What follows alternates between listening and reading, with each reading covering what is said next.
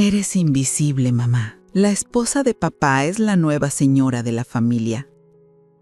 Esas palabras salieron de los labios de mi propia hija como dagas envenenadas, mientras yo sostenía la bandeja de 3 leches que había reparado desde las 5 de la madrugada para el cumpleaños de su hermano. El ruido de la fiesta se desvaneció. Los mariachis siguieron tocando, pero yo ya no los escuchaba. Solo sentía el frío de la cocina contra mi espalda y el peso de 67 años de vida que, de repente, parecían no haber valido nada. Si esta historia te está tocando el corazón desde el primer minuto, dale like y suscríbete al canal para que no te pierdas ni una sola confesión como esta. Era 15 de marzo del 2024, un sábado que debería haber sido de celebración en nuestra casa de Polanco. Esa misma casa que yo ayudé a pagar vendiendo mis joyas de la abuela cuando Roberto apenas empezaba su negocio de bienes raíces. Pero ahí estaba mi Sofía, de 28 años, susurrándome al oído mientras Valeria, esa mujer 15 años menor que su padre, recibía felicitaciones de todos los invitados como si fuera la anfitriona. ¿Valeria organizó todo tan hermoso?, escuché que decía mi comadre Carmen. ¿Qué mujer tan especial tiene Roberto ahora? Mi garganta se cerró. 30 años de matrimonio resumidos en la palabra ahora, como si yo fuera un pasado que había que olvidar. Valeria lucía un vestido rojo Hermes, que costaba más que el sueldo mensual de muchas familias. Sus tacones Louboutin repiqueteaban sobre el piso de mármol que yo había elegido baldosa por baldosa cuando construimos esta casa. Su risa cristalina llenaba cada rincón de mi hogar mientras yo permanecía en la cocina. Invisible, como había dicho mi hija. Pero lo que más me dolió no fue ver a esa mujer brillar en mi lugar. Fue darme cuenta de que mis propios hijos la habían aceptado como su nueva madre. Mi hijo Diego, el cumpleañero de 25 años, la abrazaba y le agradecía por la mejor fiesta de su vida. Valeria tomaba selfies con ella para sus redes sociales. ¿Y yo? Yo era la empleada doméstica en mi propia casa. Cuando Roberto se acercó a la cocina para buscar más hielos, ni siquiera me miró. Sus ojos brillaban de esa manera que yo conocía tan bien, pero ya no era por mí, era por ella. Elena, ¿ya trajiste las bebidas al jardín?, me preguntó con ese tono que usaba para darme órdenes, no para hablar con su esposa. Sí, Roberto, respondí automáticamente, como había hecho durante décadas. Él asintió y se fue, pero no sin antes acariciar la cintura de Valeria al pasar junto a ella. Un gesto que antes era mío, un gesto que ahora me confirmaba que mi hija tenía razón. Yo era invisible. Esa noche, cuando todos se fueron y la casa quedó llena de copas sucias y platos por lavar, me quedé sentada en la mesa del jardín donde habían brindado por la felicidad de Diego. El olor a jazmín de mis plantas, esas que había cuidado durante 15 años, se mezcló con el aroma que había dejado el perfume caro de Valeria. Era como si 2 mundos estuvieran chocando. El mío, lleno de trabajo silencioso y amor no reconocido, y el de ella, lleno de lujo y atención. Tomé mi teléfono y vi las fotos que había subido Sofía a Instagram. En ninguna aparecía yo. En todas aparecía Valeria como la señora de la casa, sonriendo junto a mis hijos, en mi jardín, con mis invitados. Los comentarios eran peores. ¡Qué hermosa familia! Roberto se ve tan feliz con Valeria. Los niños han encontrado una nueva mamá increíble. Fue entonces cuando algo dentro de mí se quebró, pero también se despertó. Esa noche no pude dormir. Me quedé mirando el techo de la recámara principal, esa que ahora compartía con un hombre que me veía como un fantasma. A mi lado, Roberto roncaba tranquilo, sin idea de que acababa de plantar la semilla de su propia destrucción, porque esa madrugada, por primera vez en 30 años, dejé de preguntarme qué había hecho mal y comencé a preguntarme qué iba a hacer para recuperar mi dignidad. Pero lo que descubriría en los siguientes días sobre Roberto, sobre Valeria y sobre mi propia familia, era mucho peor de lo que había imaginado. Continúa para descubrir cómo una mujer invisible se convirtió en la protagonista de su propia historia de venganza. Me levanté de la cama como un fantasma y caminé hasta mi estudio, ese pequeño rincón de la casa que Roberto siempre había considerado el cuartito de Elena. Abrí el cajón donde guardaba mis papeles más importantes, esos documentos que él creía que yo no entendía porque las mujeres no saben de negocios. Qué equivocado estaba. Mientras mis dedos tocaban las escrituras amarillentas de nuestras primeras propiedades, los recuerdos me golpearon como olas furiosas. 1994. Yo tenía 37 años y Roberto apenas era un vendedor de seguros con grandes sueños y cuentas vacías. Pero yo tenía algo que él necesitaba, los $50,000 de la herencia de mi padre.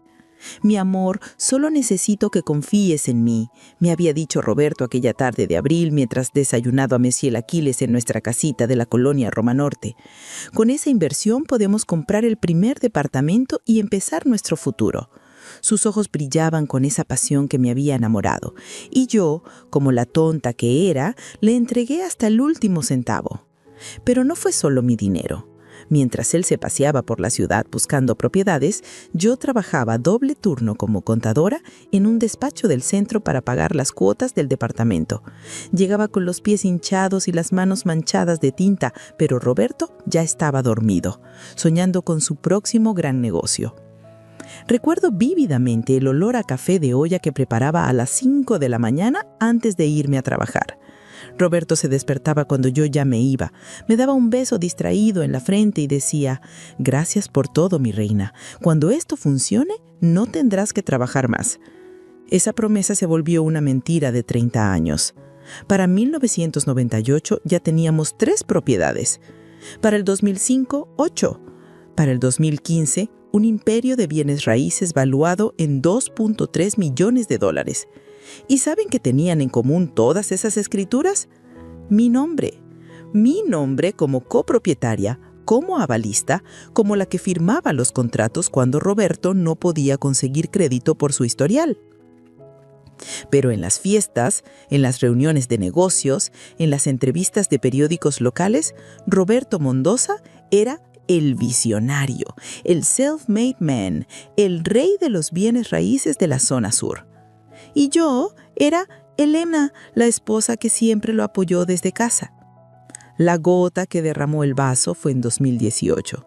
Roberto había conseguido una entrevista en el programa de radio más popular de Guadalajara para hablar de su éxito empresarial.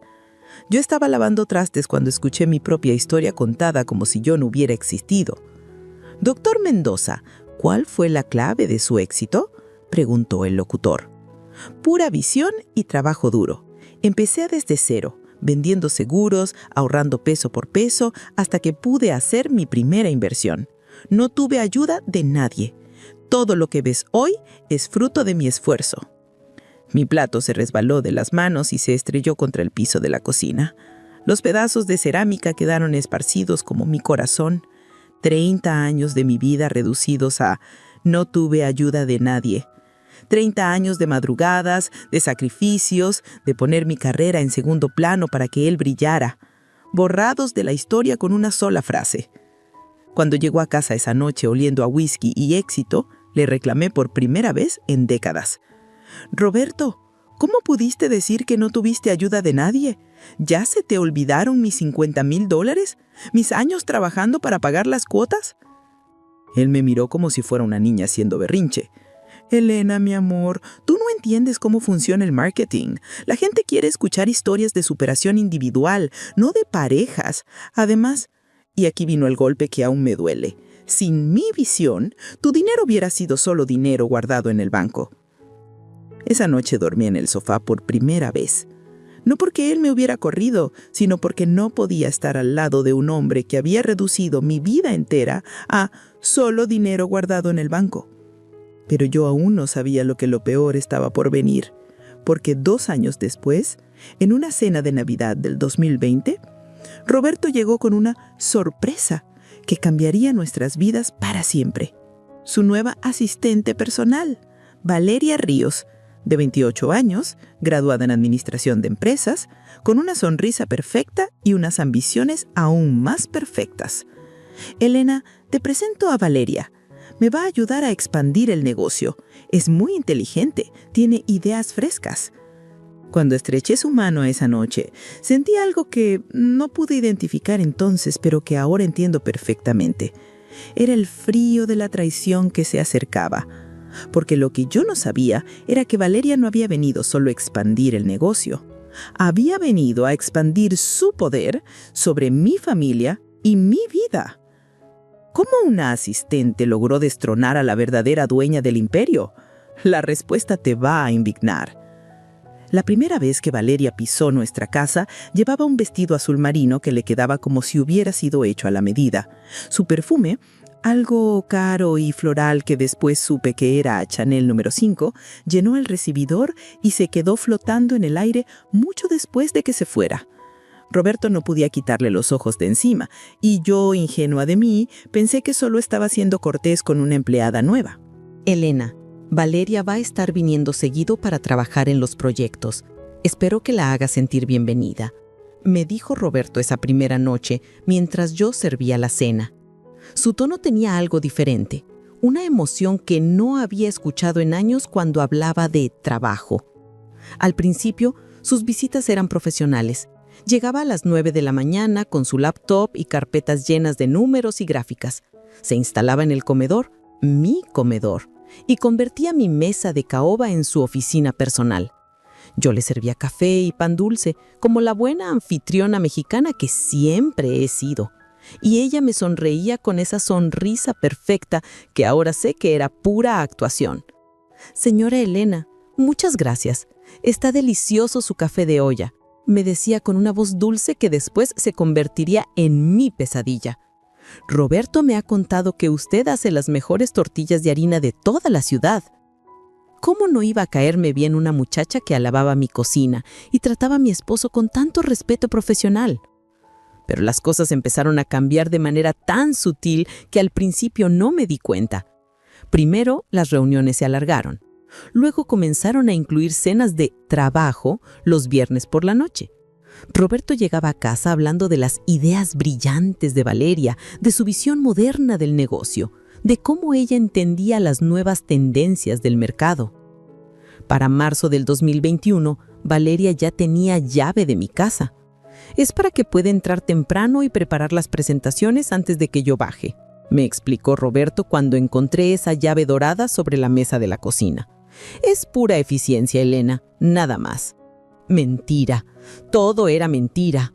La primera vez que la encontré en mi cocina a las 7 de la mañana, preparando café en mi cafetera y usando mis tazas de Talavera, supe que había cruzado una línea. Llevaba puesta una bata de seda que definitivamente no era para trabajar, y su cabello caía suelto sobre sus hombros como si acabara de levantarse. «Ay, señor Elena, no la escuché llegar. Espero que no le moleste, pero llegué temprano para adelantar unos reportes», me dijo, pero su voz no tenía ni una pizca de disculpa verdadera. No hay problema, Valeria», respondí, aunque mi instinto me gritaba que todo estaba mal. Ese día Roberto bajó a las 7:30, algo que no había hecho en años. Normalmente se levantaba hasta las 9, pero ahí estaba, recién bañado, con su mejor camisa, sonriendo como un adolescente enamorado. Lo que más me dolió fue ver cómo ella empezó a ganar terreno en mi propia familia. Durante las cenas, cuando yo servía mi mole poblano, el que había perfeccionado durante 30 años, Valeria contaba anécdotas graciosas sobre clientes o hablaba de sus viajes a Europa. Mis hijos la escuchaban embobados, mientras yo permanecía en silencio, sintiendo que mi lugar en la mesa se hacía cada vez más pequeño. «Mamá, Valeria nos estaba contando de cuando vivió en París. ¿Tú nunca has salido de México, verdad?», me preguntó Diego una noche, y sus palabras fueron como un puñal en el pecho. No, nunca había salido de México porque había gastado mis ahorros en sus estudios universitarios, en su futuro, en esta familia que ahora me hacía sentir como una extraña en mi propia casa. Pero lo que realmente me abrió los ojos fue una noche de julio del 2021. Me levanté a las 2 de la madrugada para tomar agua y vi luz en la cocina. Pensé que Roberto había bajado por sus pastillas para la presión, pero cuando me asomé, vi a Valeria sentada en la mesa, usando mi computadora, revisando documentos que reconocí inmediatamente. Eran los contratos de nuestras propiedades más valiosas. Se sobresaltó cuando me vio. «Señor Elena, discúlpeme. Roberto me pidió que revisara unos papeles urgentes para mañana». «¡Mentira!». Roberto estaba profundamente dormido arriba, roncando como siempre. Pero yo no dije nada. Todavía no tenía el valor de enfrentar lo que mis ojos veían y mi corazón ya sabía. Ese día, cuando le conté a Roberto lo que había visto, su reacción me confirmó mis peores temores. «Elena, Valeria tiene acceso a todos los documentos porque es mi socia comercial ahora. Si vas a estar celosa de cada mujer que trabaje conmigo, mejor hablamos en serio sobre tu inseguridad». ¿Mi inseguridad? La mujer que había construido ese imperio ladrillo por ladrillo tenía inseguridad por cuestionar por qué una empleada revisaba documentos confidenciales a las 2 de la madrugada en su casa. Esa noche supe que había perdido mucho más que el respeto de mi esposo. Había perdido mi lugar como la reina de mi propio castillo. Y lo peor de todo era que la guerra apenas comenzaba, porque lo que Valeria hizo después me demostró que yo había subestimado completamente el poder de una mujer sin escrúpulos con un plan perfecto. ¿Cómo logró Valeria lo que parecía imposible, convertirse en la dueña de una vida ajena? La respuesta te va a helar la sangre. $500,000. Una residencia geriátrica. Deterioro cognitivo falso. Mis propios hijos convertidos en cómplices de mi destrucción. En ese momento, sentada en esa silla que había visto crecer nuestro imperio, tomé la decisión más importante de mis 67 años de vida. Ya no iba a ser la víctima silenciosa de esta traición. Ya no iba a ser invisible. Si Roberto y Valeria querían guerra, yo les daría una guerra. Pero ellos no sabían que estaban peleando contra la mujer que realmente conocía todos los secretos de ese imperio, porque ella lo había construido. Esa noche, cuando Roberto llegó oliendo al perfume de Valeria y fingiendo cansancio por un día difícil de trabajo, yo ya tenía mi propio plan en marcha. Pero primero necesitaba un aliado. Y el destino me tenía preparada la sorpresa más grande de mi vida. Una semana después de descubrir la traición más grande de mi vida, sucedió algo que jamás podré olvidar. Era domingo por la mañana y yo estaba en la cocina preparando pozole rojo para la comida familiar. Una tradición que mantenía solo por costumbre, ya no por amor, cuando sonó el timbre de la casa. «Elena, ¿puedes abrir? Estoy ocupado», gritó Roberto desde su estudio, donde seguramente planeaba mi próxima humillación junto a su querida Valeria. Cuando abrí la puerta, un joven del Evening extendió el ramo de rosas más hermoso que había visto en mi vida. 36 rosas rojas perfectas, tan frescas que aún tenían gotas de rocío en sus pétalos. El aroma me transportó inmediatamente a mis 20 años, cuando los pretendientes aún me enviaban flores y yo me sentía como una reina. «¿Elena Morales de Mendoza?», preguntó el muchacho.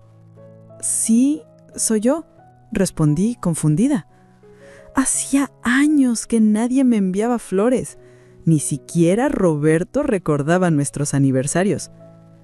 «Tiene usted un admirador muy especial, señora.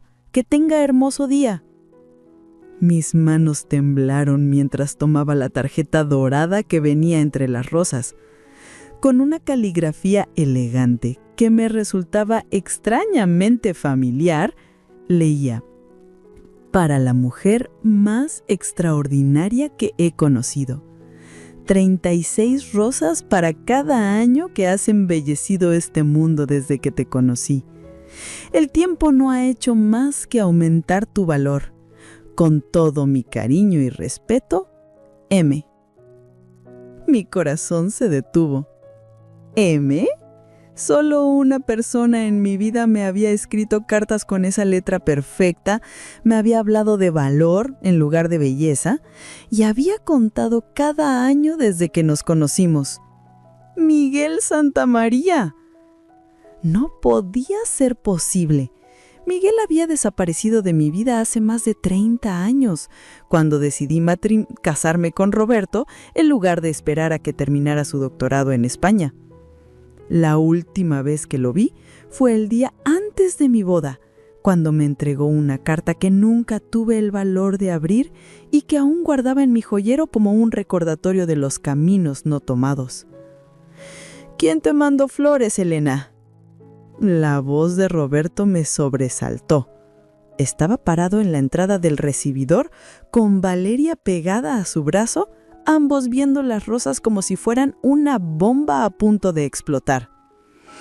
¡Qué hermosa, señora Elena! ¿No traían remitente? Es muy extraño que alguien envíe flores tan caras sin identificarse. En ese momento llegaron mis hijos para la comida dominical. Diego con su novia Pamela y Sofía con su actitud de siempre. Pero cuando vieron las rosas en mis manos, sus expresiones cambiaron completamente. «Mamá, ¿esas flores son tuyas?», preguntó Sofía con una mezcla de sorpresa y algo que no había visto en sus ojos en años. Respeto. «Sí, mija, son mías», respondí. Y por primera vez en mucho tiempo, mi voz sonó firme y segura. Diego se acercó a oler las rosas.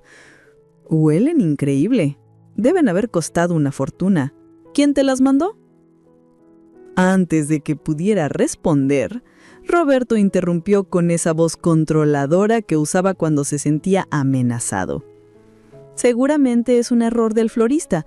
Elena, mejor las ponemos en agua y averiguamos de dónde vienen para devolverlas». «No se van a devolver», dije, sorprendiendo a todos, incluyéndome.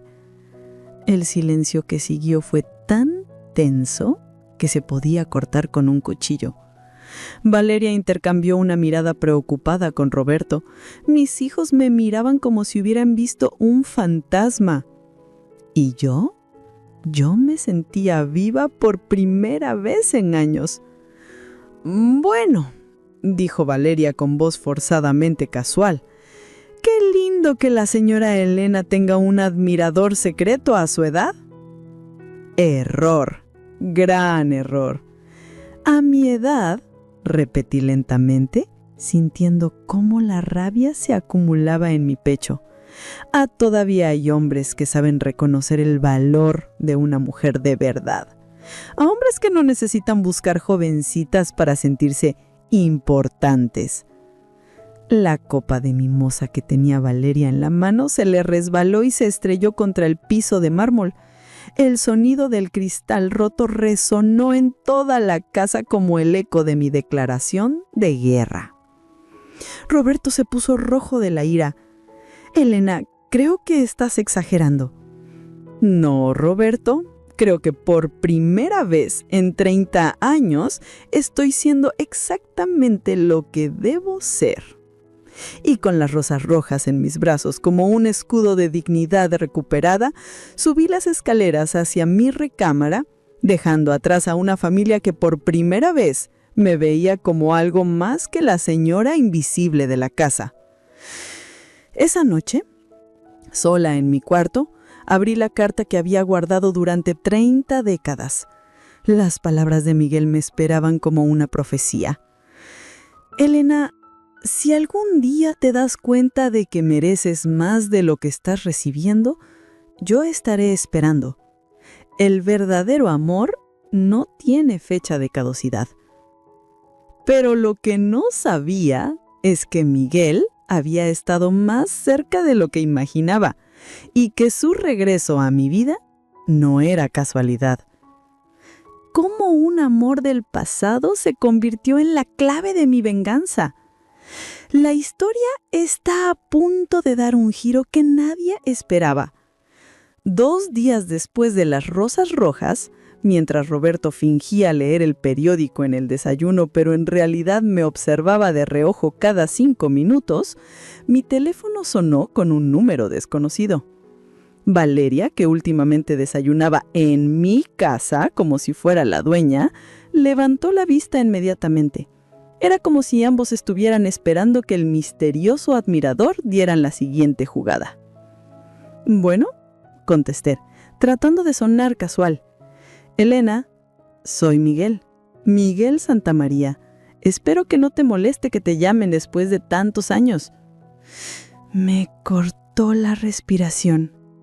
Ahí estaba, después de 30 años, la voz del único hombre que me amó por quien era, no por lo que podía darle. «Miguel», susurré, y mi voz tembló de una manera que hizo que Roberto bajara completamente el periódico. «¿Recibiste mis flores?», y pude escuchar la sonrisa en su voz. «Sí, fueron hermosas. Pero, Miguel, ¿cómo me encontraste? ¿Dónde has estado todos estos años?». «Es una historia larga, Elena. Una que me gustaría contarte en persona, si me das la oportunidad. ¿Podrías almorzar conmigo mañana?».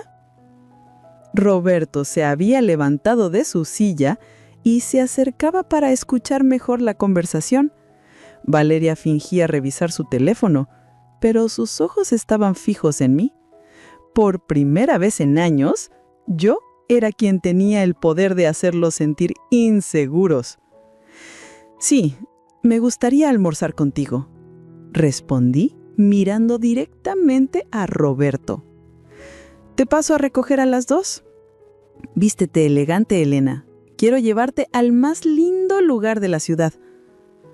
Al día siguiente, a las 2 en punto exactas, un Mercedes-Benz negro se estacionó frente a mi casa. Yo había elegido mi vestido azul marino de seda, el que Roberto siempre decía que me hacía ver muy arreglada para una ama de casa, pero que a mí me daba confianza. Me había peinado en el salón de belleza por primera vez en meses, y mis uñas lucían un esmalte rojo que hacía juego con las rosas que aún adornaban mi recámara. Cuando Miguel salió del auto para abrirme la puerta, mi corazón se detuvo. Los 30 años habían sido amables con él. Su cabello, ahora completamente plateado, le daba un aire. Miguel se reclinó en su silla y me miró con una intensidad que me erizó la piel. «Quiero decir que tengo una propuesta para ti. Mi empresa de consultoría internacional ya está valuada en $4 millones. Necesito una socia en México, alguien con experiencia en bienes raíces, alguien que entienda a este mercado. Pero más que eso, Elena, necesito a la mujer de la que nunca pude olvidarme. Miguel, yo no puedo. Estoy casada, tengo una familia». «Una familia que está conspirando para robarte todo lo que has trabajado. Un esposo que ya se casó con otra mujer mientras aún está casado contigo». Sus palabras me golpearon como bofetadas de realidad. «Elena, te estoy ofreciendo algo que él nunca te dio. Ser mi socia verdadera, mi igual, la codueña de algo que construiremos juntos. Pero sobre todo, te estoy ofreciendo algo que creí que había perdido para siempre, una segunda oportunidad en el amor». Cuando regresé a casa esa tarde, flotando en una nube de champaña y posibilidades, encontré a Roberto y Valeria esperándome en la sala como 2 buitres listos para atacar. Pero lo que no sabían era que yo ya tenía mi salida y mi venganza perfecta. ¿Aceptaría Elena la propuesta que cambiaría su vida para siempre? Lo que sucedió después los dejó a todos sin palabras. Cuando entré a casa después de mi almuerzo con Miguel, Roberto y Valeria estaban sentados en la sala como un tribunal esperando a juzgar a la acusada. La tensión se podía cortar con cuchillo. Roberto tenía esa mirada que ponía cuando estaba furioso, pero trataba de controlarse. Y Valeria jugaba nerviosa con su anillo de compromiso, un anillo que, ahora lo sabía, había sido pagado con mi dinero. «¿Cómo estuvo tu almuerzo?», preguntó Roberto pronunciando la última palabra como si fuera algo sucio. «Excelente», respondí quitándome los zapatos y sintiendo una confianza que no había experimentado en años. Miguel es un caballero. algo que había olvidado que existía. Valeria se irguió en el sofá como una serpiente lista para atacar. Señora Elena, espero que entienda que esto es muy incómodo para nosotros. Roberto está preocupado por su comportamiento tan errático últimamente. ¿Errático? La mujer que acababa de almorzar con un empresario millonario que la respetaba tenía comportamiento errático. Mi comportamiento es el de una mujer que por fin está despertando, Valeria. Y créeme, cuando una mujer como yo despierta, pueden pasar cosas muy interesantes. Esa noche, mientras Roberto fingía dormir pero en realidad espiaba cada movimiento que yo hacía, decidí que era hora de conocer toda la verdad. Miguel me había dado el teléfono de su amigo abogado, licenciado Hernández, especialista en fraudes matrimoniales y financieros. El siguiente día, mientras la pareja feliz salía a trabajar, yo tenía mi propia cita. El despacho del licenciado Hernández estaba en Santa Fe, una torre de cristal donde se respiraba el dinero y el poder. Cuando le entregué copias de todos los documentos que había encontrado en el estudio de Roberto, su expresión cambió de profesional cortés a indignación genuina. Señora Mendoza, lo que me está enseñando aquí es un fraude elaborado que lleva años en planeación. Pero hay algo más que usted necesita saber. Mi corazón se aceleró. ¿Qué cosa? Hice algunas investigaciones preliminares sobre la señorita Ríos. Su nombre verdadero es Valeria Ríos Martínez. Tiene 31 años, no 28 como dice, y esto no es la primera vez que hace algo así. Sacó una carpeta manila llena de fotografías y documentos. Mi sangre se convirtió en hielo cuando vi lo que contenía. Esta mujer ha estado casada 3 veces antes, siempre con hombres mayores, empresarios exitosos. Su patrón es idéntico. Se presenta como joven ejecutiva, se gana la confianza del esposo, lo convence de que su esposa actual es un obstáculo para el crecimiento del negocio y luego ejecuta un plan para quedarse con los bienes. Las fotografías mostraban a Valeria con diferentes nombres, diferentes apellidos, pero la misma sonrisa calculadora. Valeria Ríos García, casada en 2018 con un empresario textil de Puebla. Valeria Ríos Fernández, casada en 2020 con un ganadero de Guadalajara.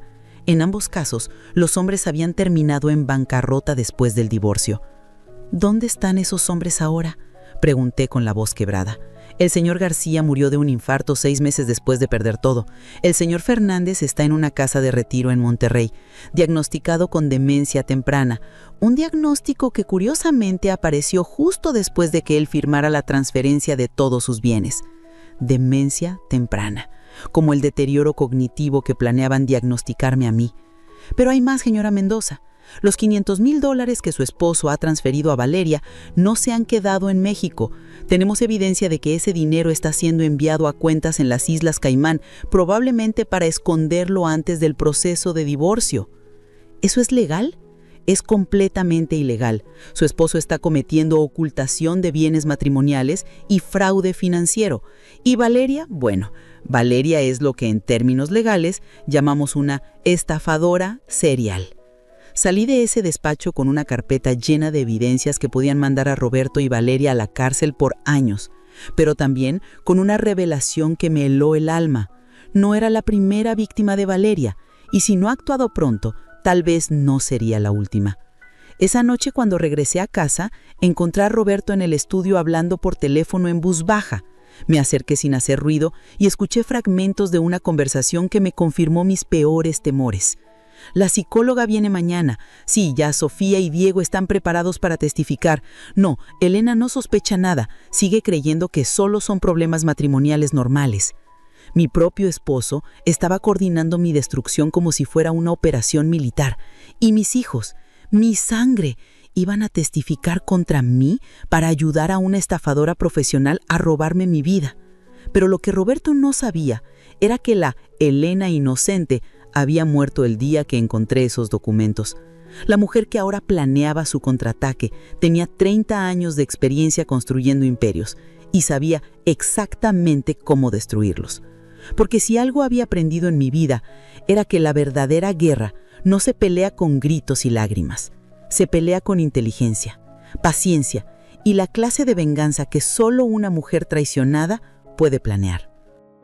Al día siguiente, mientras Roberto y Valeria salían temprano a una junta muy importante, decidí hacer algo que no hacía en años. visitar a mi hijo Diego en su oficina. Quería hablar con él antes de que la psicóloga llegara a evaluarme. Quería que mi propio hijo escuchara mi versión de la historia antes de que testificara contra mí. Su oficina estaba en un edificio moderno de la colonia Roma, uno que yo había ayudado a conseguir cuando él empezó su empresa de marketing digital. Cuando llegué sin avisar, su asistente me hizo pasar inmediatamente. Diego estaba al teléfono, pero cuando me vio, cortó la llamada rápidamente. «Mamá, ¿qué haces aquí? ¿Está todo bien?» «Eso es exactamente lo que vengo a preguntarte, mijo. ¿Está todo bien?» Se veía nervioso, incómodo. Empezó a jugar con un pisapapeles de cristal que le había regalado cuando cumplió 25 años. «Claro, mamá, todo está perfecto. ¿Por qué preguntas?»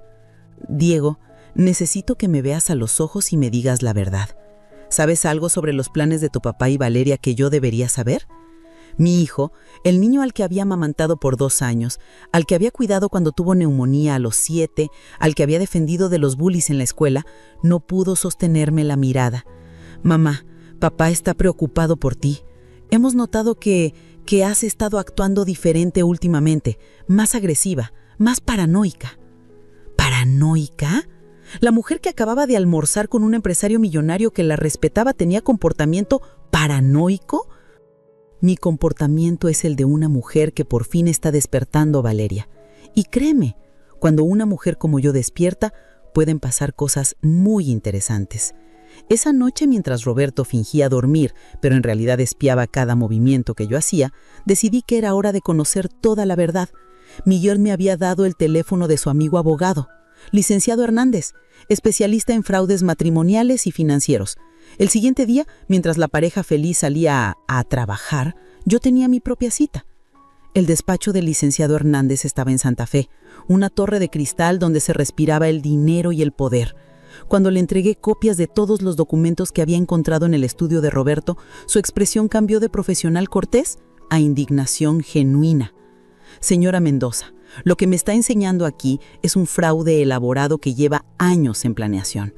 Pero hay algo más que usted necesita saber». Mi corazón se aceleró. «¿Qué cosa?» Hice algunas investigaciones preliminares sobre la señorita Ríos. Su nombre verdadero es Valeria Ríos Martínez. Tiene 31 años, no 28 como dice, y esto no es la primera vez que hace algo así. Sacó una carpeta manila llena de fotografías y documentos. Mi sangre se convirtió en hielo cuando vi lo que contenía. Esta mujer ha estado casada 3 veces antes, siempre con hombres mayores, empresarios exitosos. Su patrón es idéntico. Se presenta como joven ejecutiva, se gana la confianza del esposo, lo convence de que su esposa actual es un obstáculo para el crecimiento del negocio y luego ejecuta un plan para quedarse con los bienes.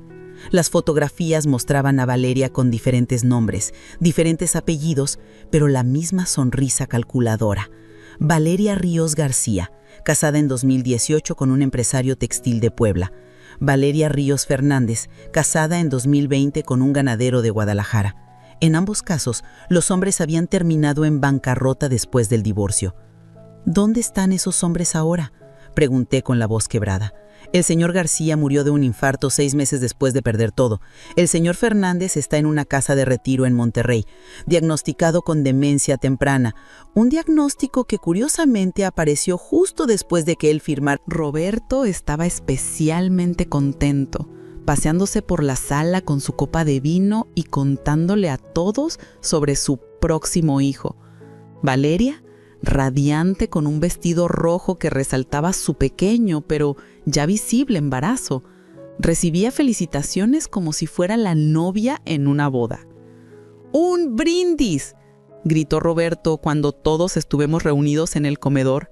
¡Por Valeria! ¡Por el bebé que viene en camino! ¡Y por los nuevos comienzos! Todos levantaron sus copas. Yo también levanté la mía, pero con una sonrisa que habría helado la sangre de cualquiera que me conociera realmente. «Esperemos un momento», dije con voz clara y fuerte. «Antes del brindis, yo también tengo algunos anuncios que hacer». Roberto me miró extrañado. «Elena, ¿qué anuncios?». Saqué mi teléfono y marqué un número que tenía en marcación rápida. «Licenciado Hernández, por favor, proceda». En ese momento, el teléfono de Roberto empezó a sonar. Luego el de Valeria. Luego llegaron los mensajes de sus bancos, de sus abogados, de sus socios de negocio. ¿Qué está pasando?, preguntó Valeria con la primera nota de pánico que le había escuchado en 2 años. Lo que está pasando, querida Valeria, o debería decir Valeria Ríos García o Valeria Ríos Fernández, o cualquiera de tus otros nombres, es justicia. El silencio que siguió fue sepulcral. Roberto miraba su teléfono como si fuera una bomba a punto de explotar. Roberto, continué con la calma de quien ha planeado este momento durante semanas. En este preciso instante se están congelando todas nuestras cuentas bancarias conjuntas por sospecha de fraude matrimonial. Las escrituras de todas nuestras propiedades están siendo revisadas por un juez, quien descubrirá que mi nombre aparece como propietaria legal en el 80% de ellas. Valeria se puso de pie tan rápido que su silla se volcó. ¡Esto es ridículo! Elena, usted está teniendo un episodio psicótico. ¿Psicótico? Me reí con una risa que salió desde lo más profundo de mi alma liberada. ¿Sabes qué es psicótico, Valeria? ¿Casarse con 3 hombres diferentes usando nombres falsos? ¿Envenenarlos lentamente con diagnósticos médicos fraudulentos? ¿Esconder $500,000 en cuentas de las Islas Caimán? La cara de Valeria perdió todo su color. Roberto dejó caer su copa, que se estrelló contra el mármol del piso como el sonido de un mundo que se desmoronaba. Sí, Roberto, lo sé todo. Sé de tu matrimonio secreto con ella. Sé de los documentos falsificados. Sé que planeaban internarme en una residencia geriátrica después de declararme mentalmente incompetente. Mis cuñadas se miraban entre sí con horror. Los sobrinos grababan todo con sus teléfonos. Mis propios hijos estaban pálidos como la cera. Pero lo que no sabían, continué, saboreando cada palabra como un vino añejado, es que la pobre Elena ignorante ha estado documentando todo durante meses, que tengo copias de todos sus documentos fraudulentos, que tengo grabaciones de sus conversaciones planeando mi destrucción. Saqué mi teléfono y reproduje la grabación que había hecho 3 días atrás cuando Roberto hablaba con Valeria sobre acelerar el proceso de internamiento. La voz de Roberto llenó el comedor. Ya tengo a la psicóloga lista para declarar que Elena está perdiendo la razón. En 2 semanas más podemos proceder con el internamiento y tener acceso completo a todo. El silencio que siguió fue tan denso que se podía cortar con cuchillo. Y ahora, dije, poniéndome de pie con una elegancia que no sabía que poseía, les voy a dar las buenas noticias. Roberto y Valeria me miraban como ratones acorralados. Miguel Santamaría me ha ofrecido ser su socia en una empresa internacional valuada en $4 millones. Mañana me mudo a un penthouse en Santa Fe que él compró para mí. ¿Y ustedes 2? Sonreí con toda la dulzura del mundo. Ustedes 2 van a descubrir lo que se siente perder todo lo que creían que les pertenecía. ¿Cómo terminaría esta guerra familiar donde ya no habría vencedores ni vencidos, solo lecciones que cambiarían vidas para siempre? La cena navideña de 2024 terminó de la manera más extraña que cualquiera podría imaginar. Roberto y Valeria se fueron de mi casa a las 11 de la noche, llevándose solo la ropa que tenían puesta y el peso de saber que su castillo de mentiras se había derrumbado en una sola noche. Mis cuñadas se fueron en silencio, probablemente pensando en cómo habían subestimado durante 30 años a la Elena acallada. Mis hijos se quedaron hasta el final, con los ojos rojos y la vergüenza pintada en la cara. «Mamá», me dijo Sofía cuando ya estábamos solos, «nosotros no sabíamos que Valeria había hecho esto antes, pero sabían que yo no estaba loca, sabían que los planes para internarme eran reales, y aún así Eligieron el lado equivocado. Diego se acercó con lágrimas en los ojos. ¿Puedes perdonarnos algún día? Miré a mis 2 hijos, esos niños que había criado con tanto amor, que había protegido de todo mal y que al final no habían sabido protegerme a mí cuando más los necesité. Los perdoné y lo decía en serio, pero el perdón no significa que las cosas vayan a volver a ser como antes. Ustedes me enseñaron que el amor de madre no es garantía de lealtad de hijos. Esa es una lección que nunca olvidaré. 3 días después, el 27 de diciembre, Miguel llegó con una camioneta de mudanzas a recoger mis cosas.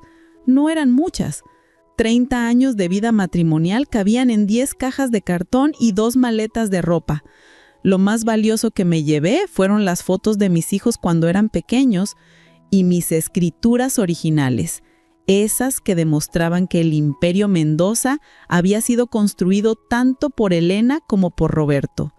Cuando subí al Mercedes de Miguel por última vez, como Elena Morales de Mendoza, no miré atrás hacia la casa de Polanco. Ese capítulo de mi vida había terminado y yo tenía 67 años para empezar uno nuevo. El penthouse en Santa Fe era todo lo que mi antigua casa no había sido. Mío, completamente mío. Las paredes crema, los ventanales enormes con vista a toda la ciudad, los muebles elegantes pero cómodos, todo elegido por mí y para mí. Por primera vez en décadas, podía caminar desnuda por mi propia casa sin que nadie me juzgara o me dijera cómo debía vestirme. Miguel me propuso matrimonio 6 meses después, en una cena en París, mi primer viaje internacional a los 68 años. Le dije que sí, pero con una condición: que firmáramos separación de bienes. Había aprendido que una mujer siempre debe proteger su independencia económica, no importa cuánto ame al hombre que está a su lado. Elena, me dijo Miguel mientras ponía el anillo en mi dedo, eres la mujer más inteligente que he conocido.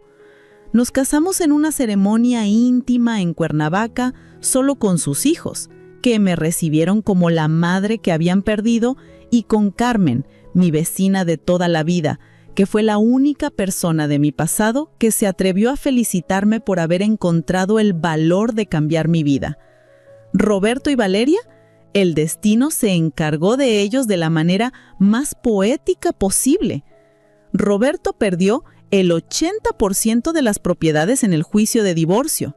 Cuando el juez revisó las escrituras y vio que mi nombre aparecía como copropietaria en la mayoría de ellas, además de las pruebas de que yo había aportado el capital inicial y trabajado para pagarlas, la decisión fue clara. Me correspondía la mayor parte del patrimonio. Valeria, cuyo embarazo resultó ser falso, una mentira más en su larga lista de decepciones, fue arrestada por fraude múltiple cuando las esposas de sus anteriores víctimas presentaron cargos en su contra. La última vez que supe de ella estaba en la cárcel de Santa Marta, Acatitla, esperando juicio por estafa agravada. Roberto tuvo que vender la casa de Polanco para pagar las deudas legales. Ahora vive en un departamento pequeño en la Roma Norte, trabajando como vendedor de seguros otra vez. Según me contó Diego en una de nuestras esporádicas llamadas telefónicas, papá había envejecido 10 años en 6 meses. Mis hijos aprendieron su lección de la manera difícil. Diego tuvo que cerrar su empresa porque Roberto ya no podía financiarla. Sofía perdió su trabajo en una boutique de lujo cuando se descubrió que había estado usando dinero de la empresa para sus gastos personales. Otra lección de integridad que aprendió demasiado tarde. Pero la vida no solo se trató de venganza, se trató de renacer. A los 69 años, soy socia de una empresa internacional de consultoría. Viajo por el mundo, doy conferencias sobre bienes raíces y por primera vez en mi vida, la gente me conoce por mi nombre, Elena Morales.